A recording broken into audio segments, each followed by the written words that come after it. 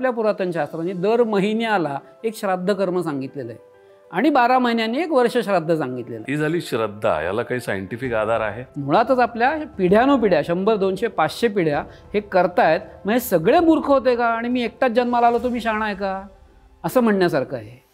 तर असं नसतं. असं जो म्हणतो ना त्याची जागा कुठेतरी वेड्याच्या हॉस्पिटलमध्ये असते. कारण वेड्याच्या हॉस्पिटलमध्ये सगळे एकटेच शहाणे असतात, बाकी संपूर्ण जग मूर्ख असतं. मुळातच ही सगळी ऊर्जा आहे. ही ऊर्जा आपल्याला कळलीच नाही म्हणून हे अंधश्रद्धा आणि ही जी खोळं डोक्यात शिरली आपल्या जी की परकीयांनी भरवली आहेत. कारण संपूर्ण जगात बुद्धिवादी जर कोणी असेल तर तो भारत देश आहे.